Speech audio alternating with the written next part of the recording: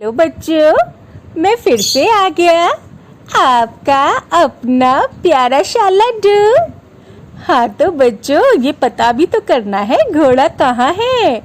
तो आइए कहानी का बचा हुआ भाग इस वीडियो में देखते हैं रेनू मैम के साथ। ओके बच्चों, आप लोग कहानी का बचा हुआ भाग देखें। मैं चला, बाय बाय बच्चों। नहीं नहीं, इसमें सच्चाई की कमी है। अगर तुम शिकार खेलने निकले थे तो तुम्हारा घोड़ा कहाँ है? भाई, घोड़ा थक कर गिर पड़ा, मैंने उसे छोड़ दिया। और यदि मैं तुम्हारी बात का विश्वास ना करूं तो? मैं झूठ नहीं बोलता भले आदमी। वाह वाह, दरबार में रहते हो और झूठ नहीं बोलते। खैर, तुम जैसा समझो, मगर मैं झूठ नहीं बोल रहा हूँ। यह मैं तुमको विश्वास दिलाता हूँ। यदि तुम कभी राजधानी में आओगे तो मैं तुमको दिखा दूंगा कि मैं झूठ नहीं बोल रहा हूँ।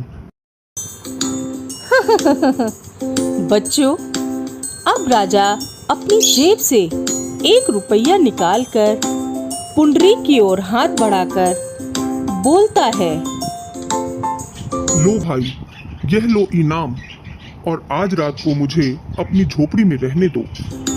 बच्चों, राजा की यह बात सुनकर वन रक्षक गुस्से से राजा का मुंह देखता है। यदि यह कम लग रहा है तो सवेरे तुम जो कहोगे वही तुमको दूंगा और तुम्हें खुश कर दूंगा। ओहो, अब मैंने माना कि तुम दरबारी हो। आज के लिए तो एक छोटी रिश्वत और कल के लिए बड़ा सा वादा, एक ही सांस में दोनों। मगर मेरे दोस्त, यह दरबार नहीं है। तू एक नीच आदमी है, जबान संभाल कर नहीं बोलता। मैं तेरे बारे में और अधिक जानना चाहता हूँ। तू और तेरे शब्द को इस तरह लापरवाही से मत फेंको। मैं भी उतना ही भला आदमी हूँ जितने कि तुम। मुझे क्षमा करो मित्र।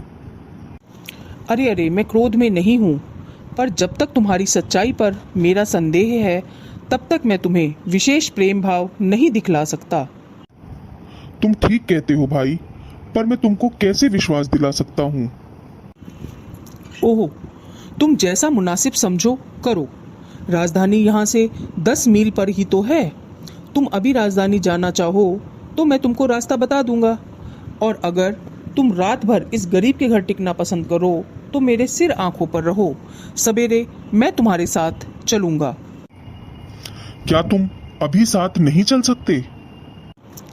नहीं, चाहे तुम राजा ही क्यों ना हो। तब तो चलो, मैं तुम्हारे ही घर में रात काटता हूँ।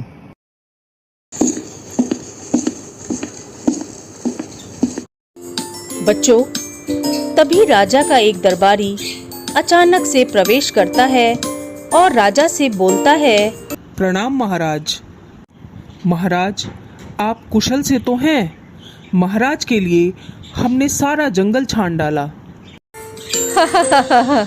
बच्चों, अब वन रक्षक चकित होकर आंखें फाड़कर बोलता है, कौन कौन महाराज? तब तो मुझसे बड़ी भूल हुई।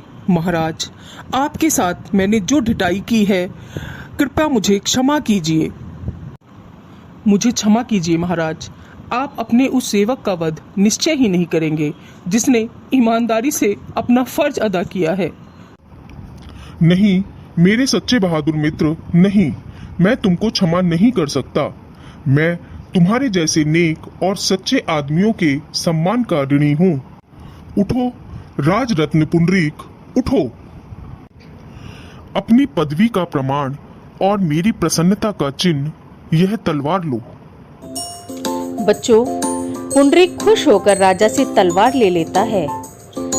राजा कहता है, पुंडरीक चलो, हमें महल तक पहुंचा आओ। आज तुम मेरे मेहमान रहोगे। पुंडरीक कहता है, जो हुक्म महाराज। राजा सरदार के घोड़े पर सवार होकर महल की तरफ चल पड़ता है और पुंडरीक आगे आगे रास्ता दिखाता चलता है। बच्चों, एकांकी यही समाप्त हो जाती है और पर्दा गिर जाता है। आओ बच्चों, अब हम प्रश्नोत्तरी की तरफ चलते हैं। प्रश्न नंबर 1, निम्नलिखित वाक्य को एक शब्द में लिखिए। वन की रक्षा करने वाला। प्रश्न नंबर 2, कर्तव्य पालन पाठ को हिंदी साहित्य की कौन सी विधा के अंतर्गत दिया गया है? प्रश्न नंबर 3, वन रक्षक द्वारा परिचय पूछे जाने पर राजा क्या उत्तर देते हैं? प्रश्न नंबर 4, श्री राम नरेश त्रिपाठी अर्थात लेखक का जन्म कब और कहाँ हुआ? बच्चों, ये सभी प्रश्नों के उत्तर आपको कल करके लाने हैं।